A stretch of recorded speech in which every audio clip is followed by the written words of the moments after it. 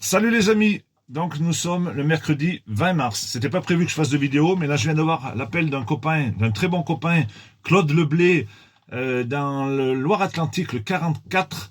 J'avais connu à Paris et il était arrivé à passer tous les barrages jusqu'à traverser tout Paris en pleine nuit avec 4 autres tracteurs ou 5 autres et aller à Rungis.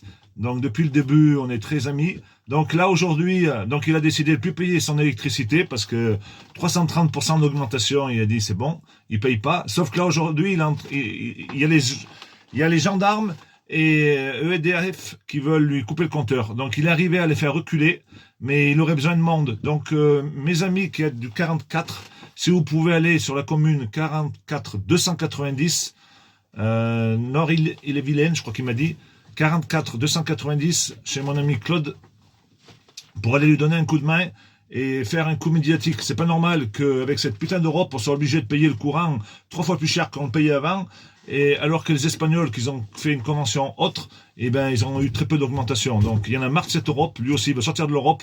Donc, on assume. Il va pas payer et son compteur ne sera pas coupé. Après, je viens d'avoir aussi la sœur de Jean.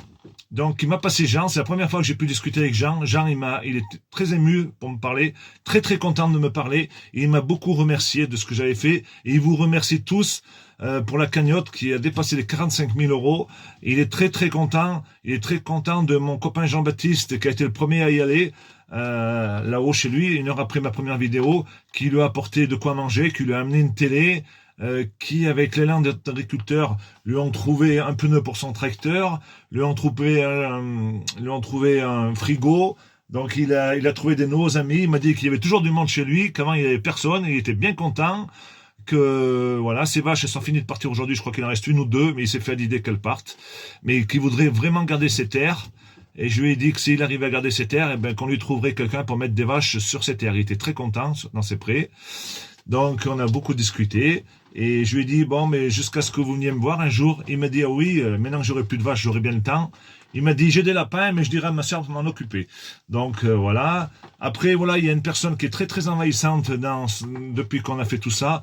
Voilà, donc elle me répond plus au téléphone. Donc j'ai voulu en savoir plus par rapport à cette personne avec Jean. Donc il en a marre, cette personne. Elle arrête pas de faire des films, comme il m'a dit, c'est pas des films, c'est des vidéos.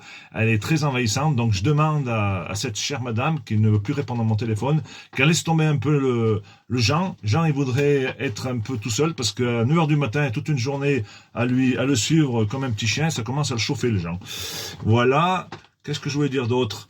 Je voulais vous dire aussi que depuis 2 jours, c'est pour ça que je voulais pas faire de vidéo, parce que j'étais complètement à côté de mes pompes, très très fatigué. J'ai plein d'appels, que ce soit du Gers, une exploitation en bio qui vendait son grain encore 1 an et demi, 2 ans, 500 € la tonne. Donc après la moisson, il n'en trouvait que 300 €. Donc il a dit, je vais attendre le printemps pour pouvoir le vendre plus cher. Là, on arrive au printemps et vous savez combien il en trouve? Il en trouve 110 €.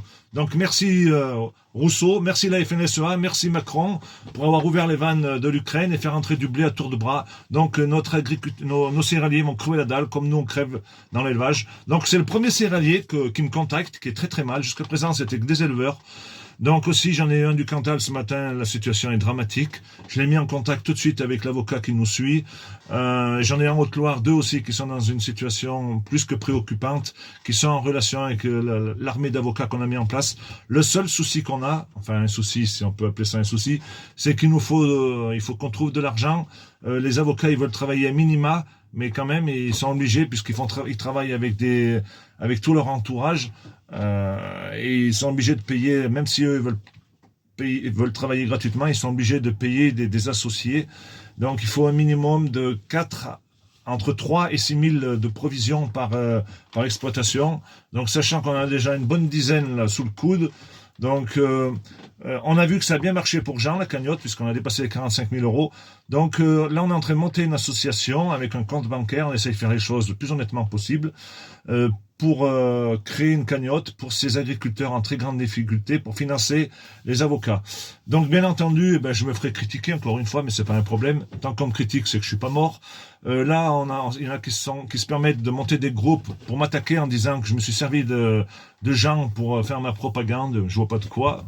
Voilà, moi je suis bien content parce que Jean il avait la pêche aujourd'hui, contrairement à lundi dernier, qu'il avait plus envie de se suicider que de faire autre chose. Donc, ça tient à pas grand-chose. Donc, du moment où vous aidez les gens, vous faites critiquer. Vous aidez personne, vous faites critiquer. Donc, je m'en fous. Je préfère même me faire critiquer pour faire quelque chose. Voilà. Donc, je sais très bien qu'avec la cagnotte que l'on va créer, ben là aussi, on va me dire que je fais une cagnotte sûrement pour me remplir les poches. Peu importe, je m'en fous. Ils peuvent dire ce qu'ils veulent. Moi, j'ai ma conscience tranquille. Moi, tous les jours, il y a des personnes qui m'amènent des chèques pour la cagnotte.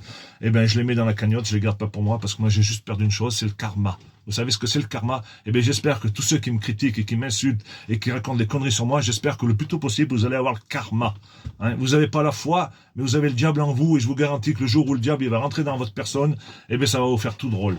Voilà. Allez, la bise et j'ai retrouvé le goût avec mon copain Jean. Et n'oubliez pas d'aller, ceux qui peuvent, dans 44 chez mon copain là-haut, 44 290, Claude, qui est en train de repousser tant bien que mal avec une tonalisier et un télescopique, les gendarmes et ERDF qui veulent lui couper le jus, parce qu'il veut plus payer les factures 3 fois plus cher. On devrait tous faire pareil, les amis. Tous faire pareil. Il y en a ras le cul de cette société. Il y en a ras le cul de Macron. Il y en a ras le cul de tous ces idéologues là-haut dans les bureaux en col blanc qui veulent nous mettre en place leur dictature. Non, on n'en veut pas. Et je vous garantis qu'on est qu'au début. Demain, je vais vous faire une vidéo et après-demain, ça va déchaîner les foules. Allez, à plus.